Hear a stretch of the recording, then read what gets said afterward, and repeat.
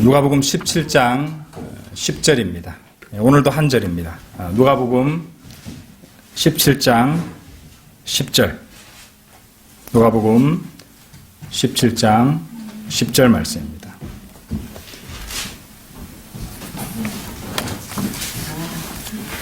자, 제가 받들어 읽겠습니다. 그러므로 너희도 그와 같이 너희에게 명령한 모든 일을 하고 나서는 우리는 무익한 종들이라 우리가 해야 할 일을 하였을 뿐이라고 말하라고 하시더라. 누가복음 강의 오늘 드릴 말씀의 제목은 주님께 유익한 성도가 되는 방법. 주님께 유익한 성도가 되는 방법이라는 제목으로 말씀을 드리겠습니다. 오늘도 10절 한 절만 보실 텐데요. 이 10절은 앞서서 보셨던 6절에서 9절에서 주님께서 하신 말씀에 대한 적용이 되는 구절이라 할 수 있습니다. 다시 읽어보실까요? 그러므로 너희도 그와 같이 너희에게 명령한 모든 일을 하고 나서는 우리는 무익한 종들이라 우리가 해야 할 일을 하였을 뿐이라고 말하라고 하시더라. 자, 단적으로 말해서 이 그리스도인의 삶의 목적은 자신이 얼마나 큰 믿음을 가졌는지 뽐내는 것이 아닙니다. 그리스도인의 삶의 목적은 바로 주님을 위해 일하는 것입니다. 그렇죠? 이 질문은요, 욥기에도 나옵니다. 욥기 22장 2절 한번 열어보십시오. 우리가 생각해 볼 만한 질문이 욥기 22장 2절에 나옵니다.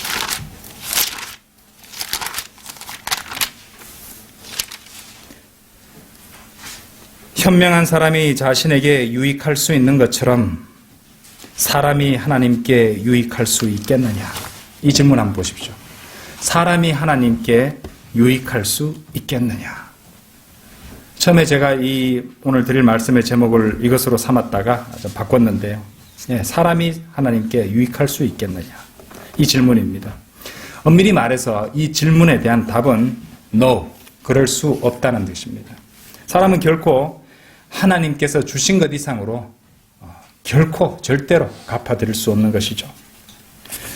그러나 이제 우리가 누가복음을 공부하면서 이제 2장을 더 지나서 19장에 이르면요, 예수님께서 종들에게 각각 한 문화씩 나눠주시는, 그래서 그 투자한 것에 대한 수익을 기대하는 그런 주인에 관한 문화의 비유를 주시는 것을 우리가 보게 됩니다.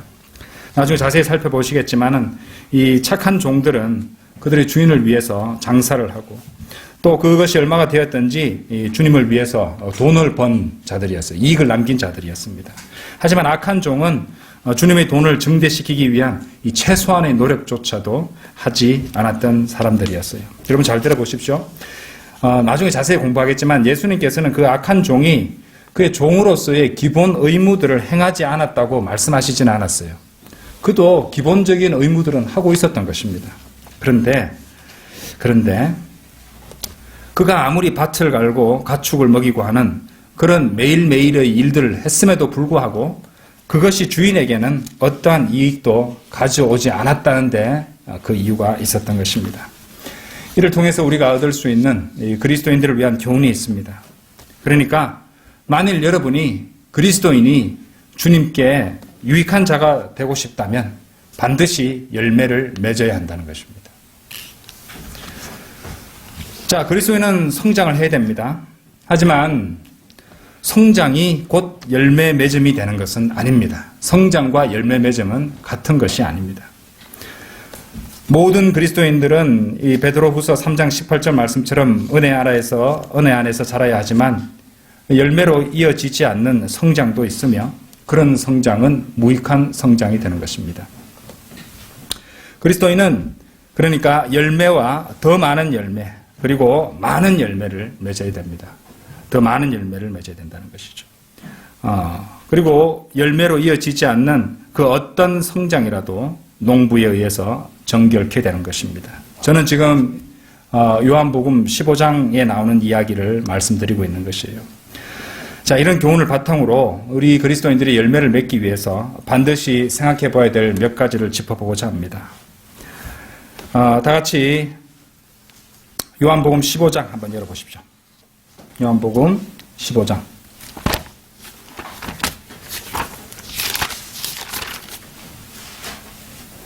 요한복음 15장 1절부터 5절을 제가 읽겠습니다.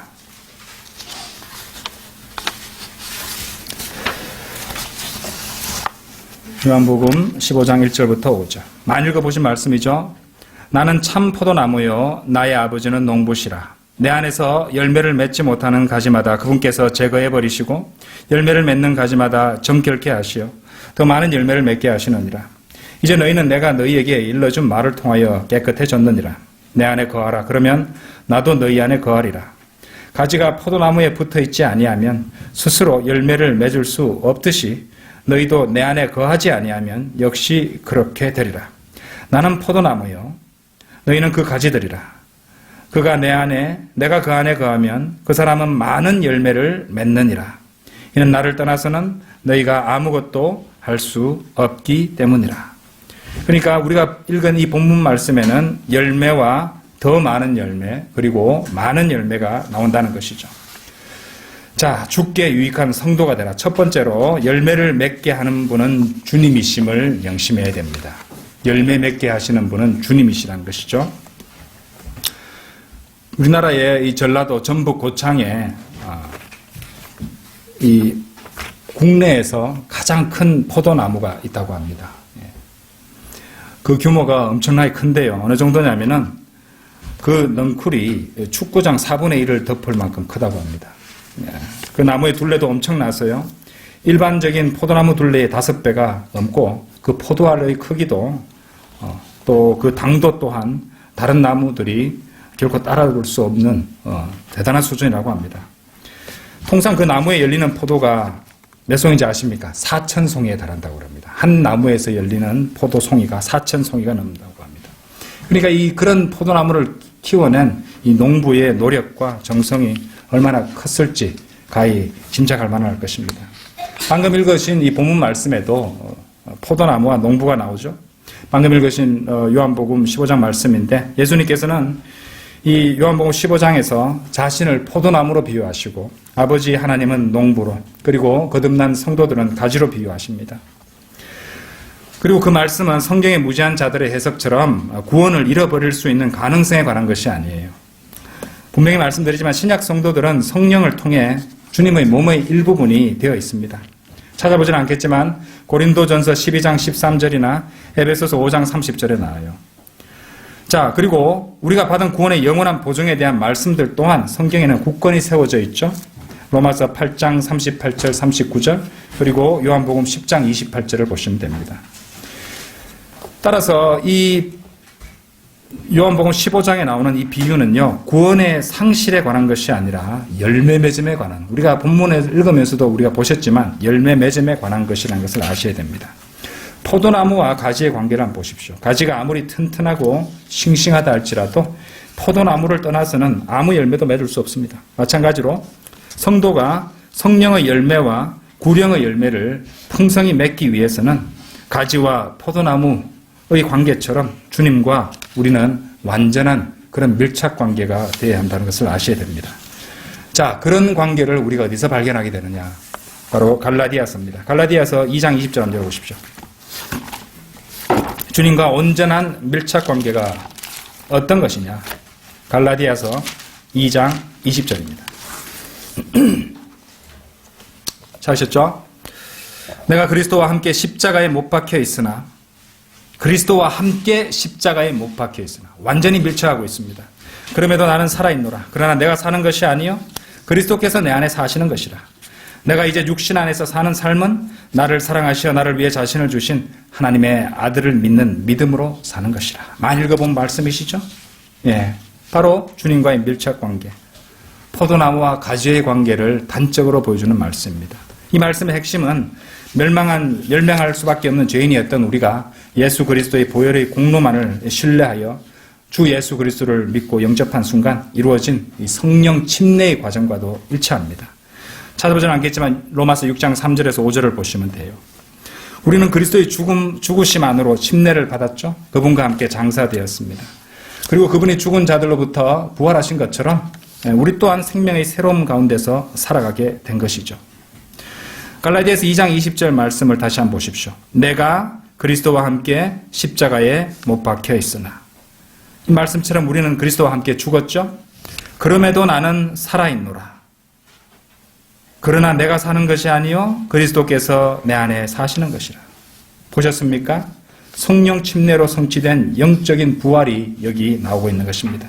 그런데 그 영적인 부활이요, 영적인 것만으로 남아 있습니까? 아니죠.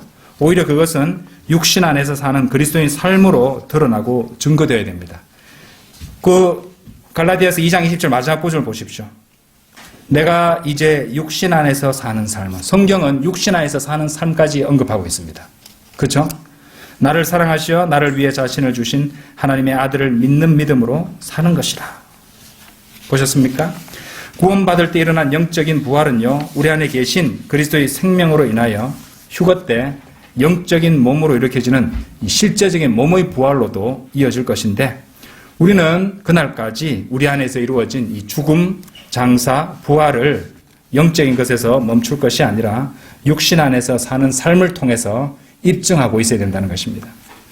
그렇게 그리스도인은 어떤 일을 당하든지 항상 주 예수 그리스도의 죽으심을 몸에 지니고 다녀야 하는 것이고, 이를 통해서 우리의 자아는 십자가에서 죽고 또 주 예수 그리스도의 생명이 우리의 몸에 나타나게 되는 것입니다. 갈라디아서 2장 20절의 기본 골격인 죽음 장사, 이 부활은요, 또한 우리가 믿고 구원받았던 하나님의 은혜의 복음의 그것과도 거기 들어있는 체계와도 일치합니다. 자, 고린도전서 15장 한번 가보시죠. 고린도전서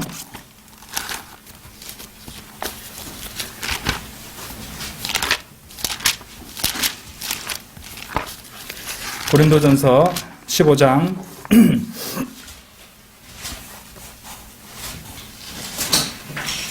1절부터 4절입니다. 잘 보십시오. 성경대로 그리스도께서 우리의 죄들로 인하여 죽으시고 죽음이 나왔습니다. 장사되셨다가 장사가 나왔어요. 성경대로 셋째 날에 다시 살아나셔서 부활입니다.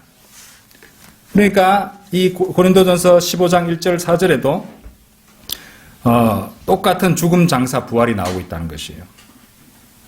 그러니까 갈라디아서 2장 20절의 진리대로 실행하는 삶이 어떤 삶이냐? 우리가 믿고 구원받은 이 복음을 그저 믿은 것에서 머무는 것이 아니라 그 복음대로, 그 복음에 의해서, 그리고 그 복음이 드러나는 그런 삶을 살아가는 것을 의미합니다.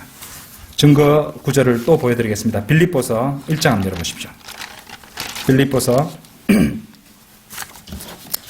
여러분들 이 표현 많이 보신 표현입니다. 1장 27절. 제가 읽어볼게요.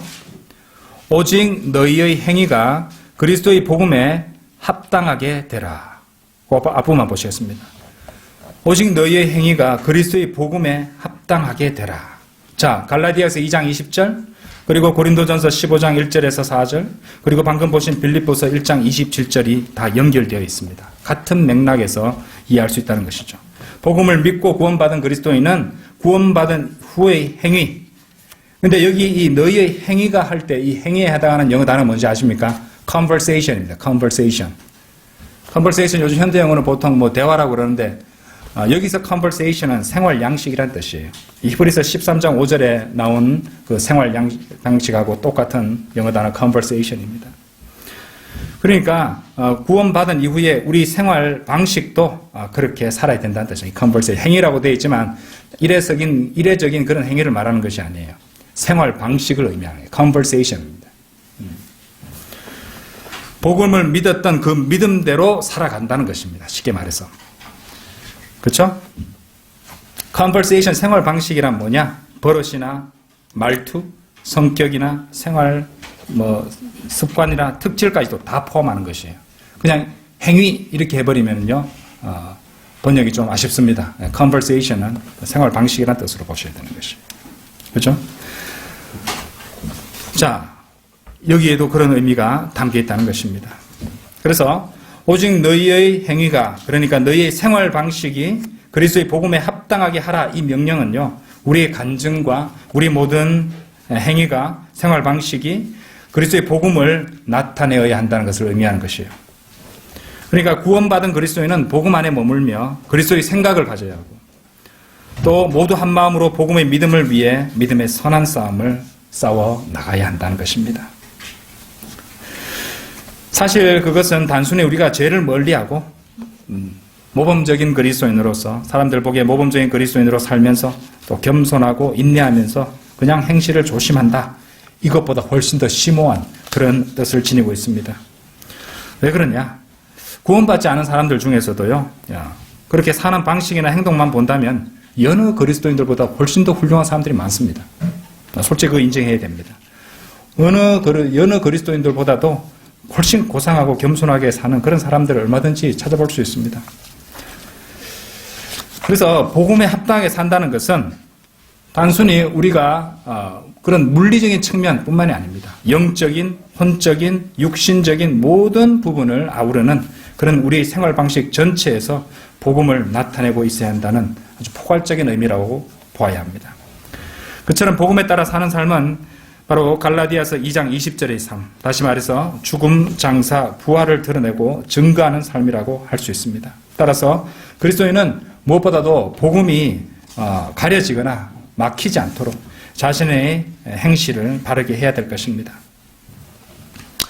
갈라디아서 2장 20절 말씀대로 그리스도와 함께 십자가에 못 박히고 자아를 죽은 것으로 여기고 자기 십자가를 지고 그리스도를 따르는 삶이 바로 그리스도와 함께 십자가에 못 박혀서 그리스도를 믿는 믿음으로 사는 삶입니다. 그리고 그러한 삶이 바로 복음에 합당한 삶이 되는 것이고 또 죽음, 장사, 부활이 드러나는 삶입니다. 반면 그렇게 하지 않고 육신적 본성이 되살아나서 자기 십자가를 팽개친 자들의 경우 그들이 맺은 열매처럼 보이는 그 모든 것들은 장차 그리스도의 심판석에서 불에 타버리고 말 것입니다. 고린도전서 3장 15절에서 이런 말씀이 나와요. 만일 어떤 사람이 일한 것이 불타버리면 그는 손해를 당하리라. 그러나 자신은 구원을 받게 되지만 불에 의해서인 것처럼 그렇게 되리라. 여러분 기억하십시오. 그러므로 가지에게 생명을 주시는 분, 열매를 맺으시는 분 모두 포도나무 주님이심을 알아야 됩니다. 그러면 어떻게 됩니까? 가지는 그 나무에 밀착해 있어야 되잖아요. 그리고 그 밀착해서 사는 삶이 바로 갈라디아서 2장 20절의 그 삶을 의미한다는 것입니다. 그렇게 살지 않으면, 복음에 합당한 삶을 살지 않으면 열매를 맺을 수 없다는 것입니다. 너무도 당연한 얘기죠. 그죠? 너무도 당연한 얘기지만 어찌 보면 육신적인 사람한테는 너무도 어려운 얘기입니다. 그렇죠? 주님과 함께 포도나무이신 주님과 함께 십자가에 못 박혀 있는 삶, 하나님의 아들을 믿는 믿음으로 사는 삶, 그 복음에 합당한 삶이 우리 주님이 우리로 하여금 열매 맺게 해주시는 그런 삶이 되는 것입니다. 주님께 유익한 성도가 되라. 둘째로 믿음의 정체 상태에서 벗어나야 됩니다. 자, 시편 1편 한번 가보실까요? 시편 1편입니다.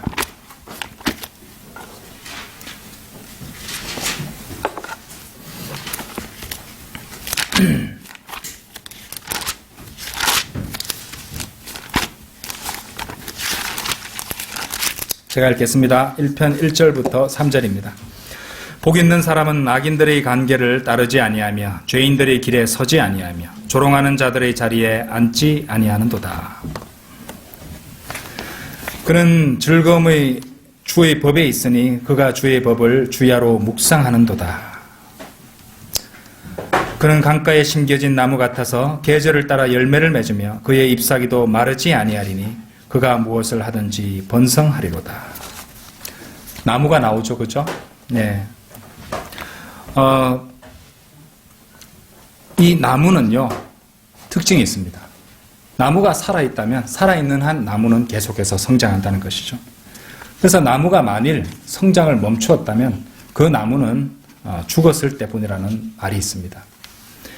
그런 의미에서 늙은 나무도 없습니다. 나무는 매년 성장을 하고 고운 꽃과 열매를 맺기에 결코 늙는 법이 없다고 할 수 있다는 것이죠. 방금 읽으신 본문 말씀을 포함해서 이 성경에서 나무는 때때로 사람에 비유되기도 합니다. 마가복음 8장 24절에도 나와요. 나무는 물론 인간처럼 걷거나 달릴 수는 없습니다. 하지만 많은 인간보다 나은 점이 있으니 지속적으로 성장하고 자랄 수 있다는 점입니다. 그러한 견지에서 우리 그리스도인들도 나무 같아야 한다고 볼 수 있습니다. 바로 그 점을 잘 보여주는 말씀이 시편 1편 3절입니다. 그는 강가에 심겨진 나무 같아서 계절을 따라 열매를 맺으며 그의 잎사귀도 마르지 아니하리니 그가 무엇을 하든지 번성하리로다. 그렇죠? 정체되어 있어 멈춰 있어서는 안 된다는 것이죠. 우리는 성장해야 됩니다. 베드로후서 3장 18절에서 오직 은혜와 우리 주 곧 구주 예수 그리스도를 아는 지식 안에서 자라가라. 영광이 이제와 영원토록 그에게 있을지어다. 아멘. 자라가라는 명령을 주셨다는 것이죠. 영적 생명이 뿌리를 내리고 자랄 수 있는 좋은 토양이 믿음이라면 태양은 우리 주 예수 그리스도시죠. 물은 하나님의 말씀이라고도 할 수 있습니다. 에베소서 5장 26절에 나오죠. 성도의 성장에 있어서 이 세 가지는 결코 따로 떼어서 생각할 수 없을 만큼 긴밀하게 연결되어 있습니다. 성도의 믿음은 하나님의 말씀을 들음에서 나는 것이죠. 그 믿음이 늘어나려면 믿음의 대상인 예수 그리스도에 대한 지식이 증가되고 심화되어야 합니다. 하나님의 뜻은 뭡니까? 모든 사람의 구원을 받고 진리의 지식에 이르는 것이라고 말씀하셨지 않습니까? 디모데전서 2장 4절에 나오죠. 그러나 또 한편으로 우리를 구원해 주신 영원토록 지속되는 하나님의 은혜 안에서 자라가야 합니다. 매일 매 순간 주님의 보호하심과 공급하심으로 모든 일에 합력하여 선을 이루시는 그분의 은혜 가운데서 살아가고 있음을 깨닫고 매 순간 주님께 감사하고 영광 돌리는 삶을 살아가야 할 것입니다. 여러분들 때로는 주님께서 우리 삶에 고난과 낭패를 허락하기도 하게 하시는데요. 그것은 저는 개인적으로 이렇게 생각합니다. 그리스도인이 아무 일도 문제도 일어나지 않고 그저 잘 모든 것이 술술 풀린다면 하나님께서 우리를 보호해 주시고 돌봐주시고 지켜주시는 것을 결코 알지 못할 것입니다. 그래서 그런 문제들과 고난으로 네가 지금 숨쉬고 있는 그 이유 자체도 내가 너를 지켜주고 보호해 주기 때문이라 이것을 가르쳐 주시는 것이죠. 우리는 그것을 늘 상기하고 있고 늘 주님께 감사드리고 살아야 됩니다. 자, 그리스도인은 그렇게 은혜 가운데서 주님의 보호하심 가운데서 살아가고 또 주님께 매 순간 감사드리고 그분께 영광 돌리는 삶을 살아가야 한다는 것입니다. 자, 그런 나무 같은 성도는요, 꽃을 피우고 열매를 맺어야 합니다. 꽃을 피우고 열매를 맺어야 한다는 것이죠. 자, 갈라디아서 5장 22절 한번 가보시죠. 거기에 성령의 열매가 나옵니다. 갈라디아서 5장 22절.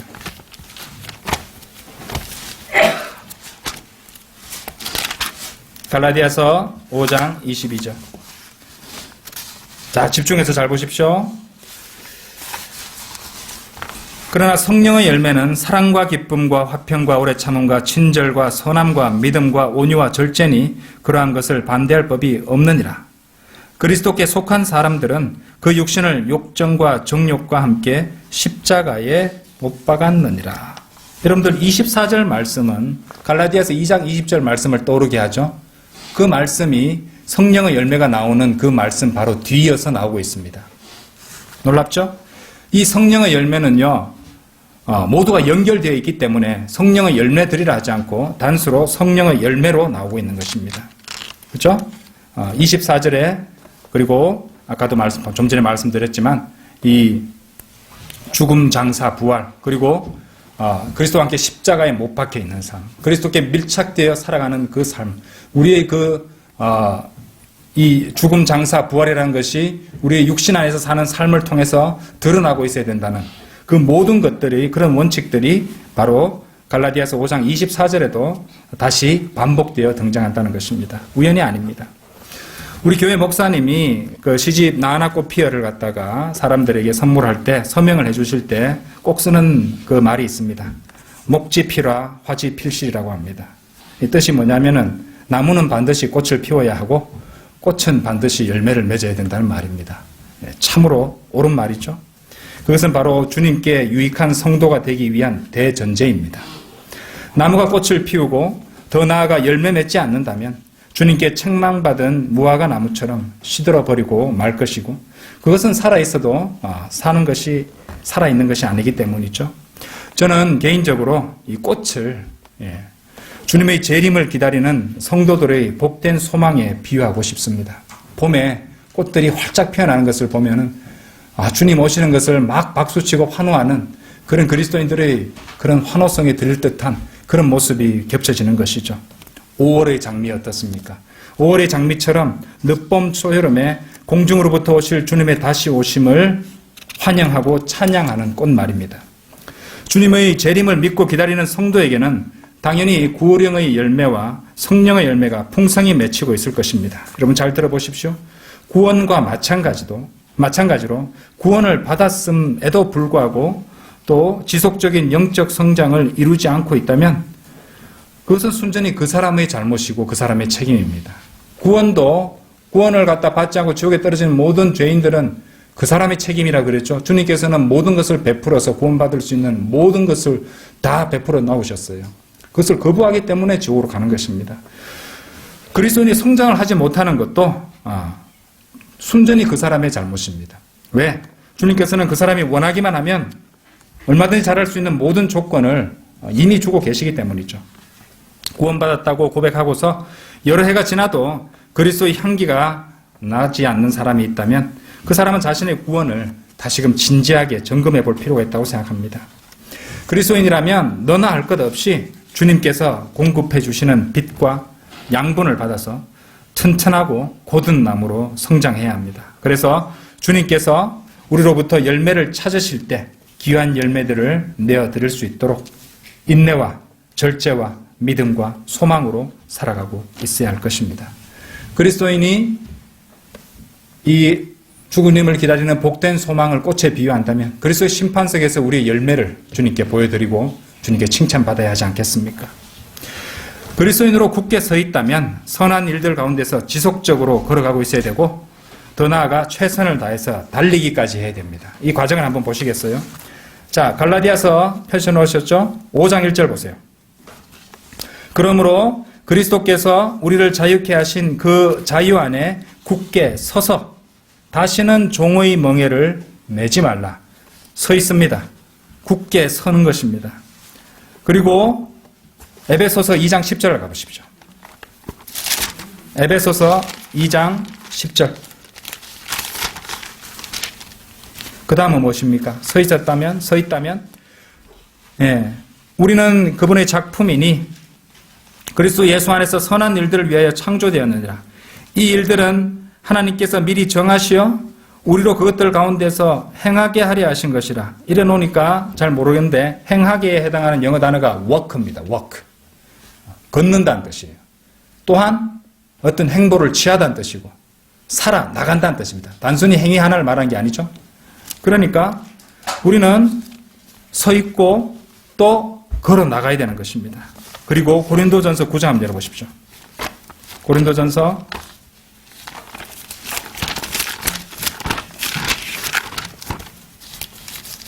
9장 24절. 그리고 달려야 돼요. 최선을 다해서 달려야 돼요. 경기장에서 달리는 사람들이 모두 달릴지라도 한 사람만 상을 받는 것을 너희가 알지 못하느냐? 그러므로 너희도 상을 얻게 되도록 달리라라고 되어 있습니다. 방금 찾아보신 세 구절을 통해서 우리는 굳게 서 있고 그리고 모든 그리스도 예수 안에서 선한 일들을 위하여 창조되었으니까 그것들 가운데서 그렇죠? 행하다. 그러니까 걸어 나가야 되고 경기장에서 달리는 그런 선수들처럼 상을 얻게 되도록 달려야 된다고 성경은 명령하십니다. 성장과 전진이 멈춘 믿음의 정체에서 여러분 벗어나십시오. 성장했다면 열매 맺기 위해 주님께 밀착하여 항상 기도하고 최선을 다하십시오. 나는 성장까지는 못해도 지금 현상만 유지하면 되겠지. No, 그렇지 않습니다. 그런 거는 없습니다. 성장하지 않으면 퇴보하고 실족하는 것입니다. 여러분들 아까 보셨던 시편 1편 말씀 다시 한번 돌아가 보십시오. 반대 개념을 한번 보여드릴게요. 그냥 지나치면 못 찾는 그런 진리인데요. 시편 1편 1절을 다시 한번 보세요. 복 있는 사람은 악인들의 관계를 따르지 아니하며 죄인들의 길에 서지 아니하며 조롱하는 자들의 자리에 앉지 아니한도다. 잘 보세요. 성도가 성장하지 않고 주님과 동행하지 않으면요, 악인들의 관계를 이렇게 따라서 걸어 다닐 수 있습니다. 그래서 이 사람 생각해요. 내가 그런 것들을 따라서 걸어 다니니까 언제라도 나는 바른 자리로 돌아올 수 있어. 나는 그런 거 통제할 수 있어. 그러면서 막 방심하고 걸어 다닙니다. 그러다 보면 어떤 순간이 오냐면요. 죄인들의 길에 서게 됩니다. 서버리죠? 그러면 서 있는 상태로 머물지 않습니다. 반대로 가요. 그 다음 어떤 단계에 갑니까? 조롱하는 자리에 앉아버립니다. 보셨어요? 이게 퇴보의 단계입니다. 우리는 서고 걷고 달려야 되는데 그러지 않으면 어떻게 됩니까? 악인들의 관계를 따르다가 어느 순간에 죄인들의 길에 서버리고요. 그 다음에 조롱하는 자들의 자리에 앉아버리는 것이에요. 한번 앉아버리면은요, 일어서기가 얼마나 힘든지 아십니까, 여러분? 그것을 아셔야 돼요. 여기에 위대한 진리가 담겨 있다는 것입니다. 자, 주님께 유익한 성도가 되라. 마지막 세 번째로, 때가 될 때까지 낙심하지 말고 인내하십시오. 갈라디아서 6장 9절 다시 한번 열어보십시오. 갈라디아서 6장 9절입니다. 선을 행하다가 낙심하지 말지니 쓰러지지 아니하면 때가 되어 거두리라. 여러분들의 기운이 날 만한 이야기 하나를 해드리겠습니다. 중국 극동 지역에만 자라는 대나무, 아주 특이한 대나무, 모소 대나무라는 게 있습니다. 모죽이라고도 불리는데요. 이 대나무가 특이한 것은 씨앗을 뿌리고 정성껏 이 물을 주며 돌보아도 4년이 지나도록 싹조차 틔우지 않는다고 합니다. 4년 동안. 그런데 그런 모습에 포기하지 않고 꾸준히 물을 주고 가꾸면요, 5년이 지나서, 그래서 4년 동안 물을 주고 양분도 주고 이렇게 해도 싹도 안 트는데 1년을 더 그렇게 물 주고 가꾸면은 그 긴 세월을 견디게 되면 그동안 땅 위로 고개도 내놓지 않던 모죽들이 갑자기 싹을 틔운다고 합니다. 그리고 가공할 속도로 자라난다고 합니다. 그러니까 어느 정도냐면 하루에 30cm 이상 자란다고 합니다. 하루에. 5년 동안 싹도 안 틔우던 것이. 그리고 6주 만에 키가 몇 미터까지 달하는지 아십니까? 6주 만에 15m에 달한다고 합니다. 그리고 어느새 갑자기 커다란 대나무 숲으로 변해버리는 것이죠. 그러니까 한 2달 정도 떠났다가 돌아온 사람은 깜짝 놀라겠죠. 그죠? 없던 대나무 숲이 생겨버리는 것이니까. 그래서 너무 빨리 자라니까 사람들이 걱정이 돼서 모죽이 너무 빨리 자라서 쓰러지지 않을까 걱정이 돼서 이 뿌리를 파보니까 아무리 파도 또 파도 끝이 보이지 않을 정도로 뿌리가 깊고 넓게 퍼져 있었다고 합니다. 그러니까 겉으로 볼 때 아무런 변화가 없어 보이던 그 5년이라는 긴 세월 동안 모죽은 이 땅속 보이지 않는 곳에서 끊임없이 뿌리를 내리며 거대한 대나무로 우뚝 서기 위한 굳건한 기반을 닦고 있었던 것이에요. 여러분 어떻게 생각하십니까? 참으로 주님의 일꾼된 우리 그리스도인들이 배워야 할 그런 부분이 아닐 수 없습니다. 그처럼 주님의 일들에 헌신하는 모든 그리스도인들은요, 낙심시키는 갖가지 고난과 마귀의 공격에 쓰러지지 않기 위해서 주님 안에 어떻게 됩니까? 뿌리를 계속 내려야 됩니다. 주님 안에 뿌리를 내리고 믿음으로 확고하게 되어야 합니다. 골로새서 2장 7절에 그 말씀이 나옵니다. 그분 안에 뿌리를 내리고 세움을 받아 가르침을 받은 대로 믿음 안에서 확고히 되어 그 안에서 감사함을 넘치게 하라. 열매 맺고 싶으세요? 낙심하지 마십시오. 주님 안에 뿌리를 내리십시오. 그리고 절대로 빼앗겨서는 안 되는 것이 무엇인지 아십니까? 마귀가 우리에게서 뭘 뺏으려는지 아십니까? 감사를 빼앗으려고 할 것이에요. 근데 감사를 우리는 넘치게 해야 됩니다. 주님의 때가 되기까지 열매가 더디게 맺히고 가시적인 성과가 나타나지 않는다고 실망하거나 낙심하지 마십시오. 왠지 아십니까? 어쩌면 그 시간은 주님께서 우리를 통해 더 큰 열매가 맺히도록 우리 각 사람을 훈련시키고 준비시키는 기간일 수도 있는 것입니다. 여러분 아십니까? 자라게 하시는 분이나 성도 안에서 일하시고 완성하시는 분 모두 한 분 하나님이시라는 사실 말입니다. 고린도전서 3장 7절에서 그러므로 심는 자나 물 주는 자는 아무것도 아니지만 오직 자라게 하시는 분은 하나님뿐이시니라. 빌립보서 1장 6절에서 우리가 이것을 확신하노니 너희 안에서 선한 일을 시작하신 그분께서 예수 그리스도의 날까지 그 일을 완성하시리라. 그러므로 여러분, 성도 여러분, 낙심하지 마십시오. 인내와 오래 참음으로 모든 것을 온전히 주님께 의탁드립시다. 그러면 주님께서 정하신 때가 되었을 때 우리는 반드시 거두게 될 것입니다. 여러분, 그거 아십니까? 낙심하지 않고 인내하는 성도는요, 이미 열매를 거두고 있다는 사실 말입니다. 갈라디아서 5장 22절 다시 한번 열어보세요. 갈라디아서 5장 22절. 그러나 성령의 열매는 사랑과 기쁨과 화평과 오래 참음과 친절과 선함과 믿음과. 여러분들 지나치셨죠? 오래 참음을 다른 말로 뭐라고 합니까?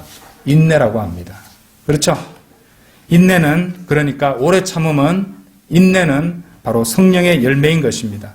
맺고 있는 것이에요. 이제 결론을 맺겠습니다.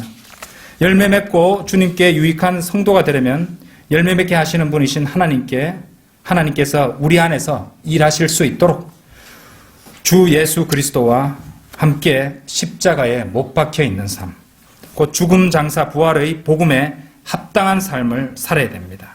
우리 육신 안에서 그 삶이 드러나야 됩니다. 또한 믿음의 정체 상태에서 벗어나 지속적으로 꽃피우고 그리스도의 향기를 풍기며 열매 맺는 성도의 삶을 살아야 합니다. 이를 위해서 무엇보다도 말씀과 또 믿음과 더불어 절제와 경건의 훈련을 게을리하지 말아야 할 것입니다. 그리고 성장하지 않는다면 오히려 따르다가 서 있다가 앉게 된다는 걸 기억하십시오. 아울러 때가 되어 열매를 거둘 때까지 낙심하지 마시고 오래 참고 인내하며 규칙대로 믿음의 경주를 달려가야 할 것입니다. 그리고 사랑하는 성도 여러분, 겸손을 잊지 마십시오. 사랑하는 우리 주님을 만나는 날 기쁘고 조심스러운 마음으로 그분 앞에 납작 엎드려서 이렇게 고백하십시오. 주님, 우리는 무익한 종들이오니 다만 우리가 해야 할 일을 하였을 뿐이옵니다. 다시 기도드리겠습니다.